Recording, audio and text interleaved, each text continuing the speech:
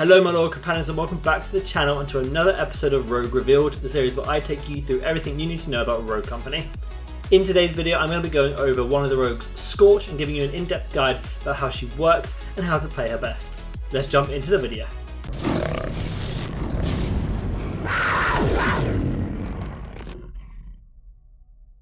As always, I'm going to be going over her role within the game, her weapons, abilities and perks, looking at different ways to upgrade her, and then finally giving you some tips about how to play her most effectively. SCORCH is quite an interesting rogue as I class her as this sort of hybrid tanky / high damage dealing rogue, and she fits quite well into these casual comps where fragging out is really important. She gets a bit of criticism for not doing much, but I think this is wrong. I do think she has some utility in her kit to make her quite strong, and her perks allow her to be quite tanky. So you have in her natural kit things to make her quite damage dealing, quite damage orientated with the fire and being able to go through molotovs and things like that. Whereas in her perks, you allow her to be a bit more tanky, and this is where she gets this sort of hybrid ability. She's very good on early rounds due to the initial impact from her kit, and then she moves on to being quite good in later rounds with the additional perks and stats she gets from it. I think due to her hybrid nature, she has quite a good place on either attack or defense, and it's up to you how you want to play her. SCORCH is one of those rogues I would say that people play if they really like her, but if you're not super interested, then she's not necessary. It doesn't fit well into any comp one way or the other. She's just good if you like it, really. Looking at SCORCH in-game, she was discharged from the army after losing her arm in combat, therefore the prosthetic arm. SCORCH became a rogue to get back in the fight. Her passive is fireproof, which makes her immune to fire. That works well with her kit because she sets people on fire, as you'll see in a second, and she also has an incendiary grenade. Her main ability is overheat, which for a period of time, her firearms and melee attacks will set enemies on fire, dealing damage over time. I believe the damage on this is around 8 damage or so per tick, but I really can't figure it out. When the shooting range does eventually come out, I'll be able to get some exact figures for you on this, but for now you can't really test it because enemies don't stand still and let you shoot one shot at them, so you can see exactly how much damage you're doing. Moving into her weapons, her first weapon is the SMG. The SLC is a high fire rate SMG, and as you upgrade it, you increase its magazine size from 30 to 40, then increase its hip fire accuracy, before finally suppressing its fire and reducing its recoil. Her other weapon is the Arbitrator, which is a brutal 2-shot shotgun, and as you upgrade it, you increase its reload speed, you increase its hip fire accuracy, reducing its reticle bloom, and increase its damage range. Her pistol is very unique. It is the only 3-round burst pistol in the game, the A3 Salvo. As you upgrade it, you increase its magazine size from 18 to 24, and then you increase its hip fire accuracy. Her melee weapon is interesting as it is her prosthetic arm, Rosie, and as you upgrade it, you increase its melee lunge distance and melee attacks deal more damage, applying over time damage to enemies as well. Her 2 gadgets are firstly the incendiary grenade, which creates a lingering pool of fire. As you upgrade that, you increase its radius and then its fire duration. And her other gadget is the EMP grenade, which damages equipment and prevents targets from using their abilities and gadgets for a duration. As you upgrade this, you increase that EMP duration and then you increase the gadget count by 1. Her perks work really well with her kit, the first one being Berserker, which gives you the ability to reload while sprinting. Then Evade, which after being damaged increases your movement speed for a short duration. Then Tenacity, which means you take reduced damage from explosives. Then Nimble Hands, which increases weapon swap and reload speed. And then her 2 big perks are Headstrong, which gives her an extra 25 armor, and Replenish, which after downing an enemy will refund all the ammo into her currently equipped weapon. In terms of a tier list for these perks, Headstrong is at the top of my list. Then honestly, depending on the enemy team, Tenacity can be quite a good one. This is very enemy team comp dependent for me. If I know they have a lot of grenades or edema, this tends to be quite a high priority. If not, Nimble Hands is good. Evade is really good. Replenish is good. If you don't have Nimble Hands, I would only really suggest getting one or the other in terms of use. And then finally Berserker, if you have the spare money and you want to get it.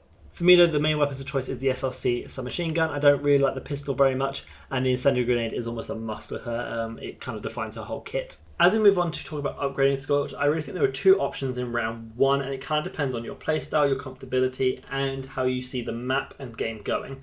Now, the first one is the simple one, and that is to spend your money on the incendiary grenade. It is such an important part of her kit, you may as well have it round 1, that way you get to utilise basically all your mechanics from the very first round. The other option, and this one I think is quite interesting, is to fully upgrade the melee weapon, and the reason you can do this is because you have the melee weapon at the start. She's the only rogue to start with a melee weapon as well because of its arm. So when you use the quick attack button, you actually are using your melee weapon as well. You don't have to switch to another melee weapon. By fully upgrading this, you increase the lunge distance really well and apply that after effect, which can be really, really useful. And it helps you in later rounds as well. If you get into really close quarter combats, you can use this extra lunge range to get into the enemies and beat them down before they can shoot you to death. I wouldn't recommend upgrading the pistol. I don't think it's a very good pistol. I don't think it's very viable in the game as it currently stands. As you move into the later rounds, honestly, I think there's only one choice in terms of primary weapon, and that is the SMG. I don't think the Arbitrator is a very good shotgun. It's only 2 pump, meaning if you do miss either one of those, it's basically useless to you. The reload speed ain't great, and it's just not as effective and as efficient as the submachine gun. From there, you really need to be focusing on your money and how you can best upgrade your weapons and your perks. Realistically, it doesn't matter how you upgrade them.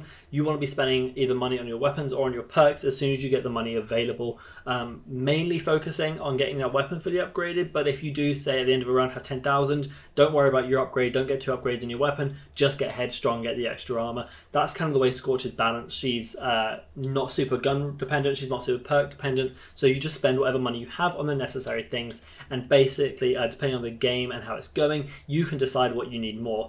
Bear in mind though, the fully upgraded SMG is very, very good. You do want to kind of be aiming for that, but you don't have to sacrifice your perks for that. As I say with most other rogues where gunplay is more important, you can opt for this sort of balance between perk and upgrading weapons at the same time throughout the rounds.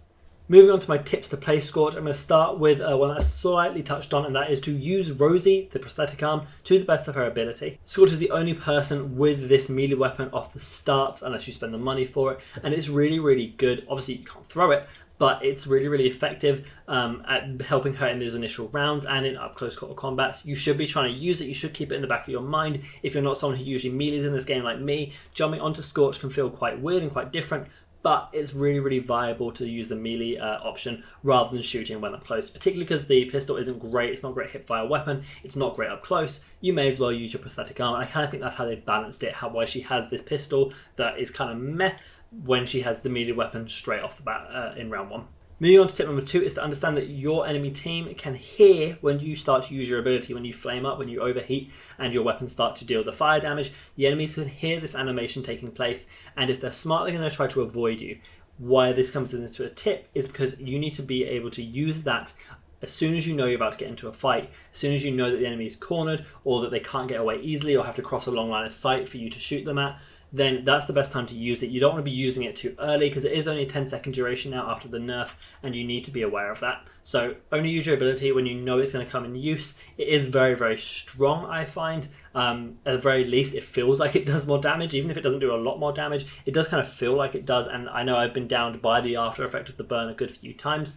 Also, it can be quite visually impairing for the enemy to get hit by your flame. I don't know if this is an intended mechanic, but it certainly can slightly fill up their screen, become quite disorientating for you to get hit by the fire mechanic. My third tip for you is not one that I say for many rogues, but it's actually to invest some time into Scorch. The reason for this is because she is this very strange hybrid of attack and defense with her perks and her weapons.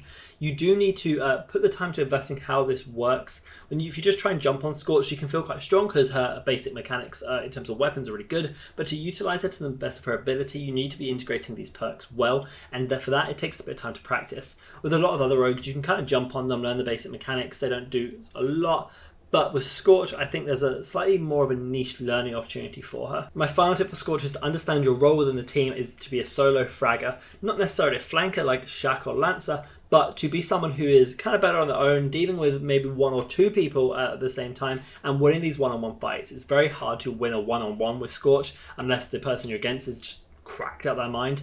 So just be confident in your gunplay to move through and 1v1 people quite easily, and also make sure that your team understands that you're quite comfortable by yourself in these sort of situations. You can be this person to go down mid-site when your team's going guard A or B site, and Scorch can just do very well in these scenarios. Just understand your 1v1 capability and understand that your role is to deal a lot of damage and cause a lot of disruption. If you can go 2 for 1, so you kill 2 people and for your death, you've done your job on Scorch. That's okay, you're allowed to die. Okay then guys, hopefully this overview of Scorch and these tips have helped you understand her a little bit more, and maybe you can go into your next game with her with a bit more confidence of how to play her. If you did enjoy the video, make sure you leave a like and subscribe to the video as it really helps out, and make sure you come follow me on twitch.tv/radbargaming to see live game commentaries. Other than that guys, have a fantastic day, and remember, be loyal, be brave, be relentless. I'll see you in the next video.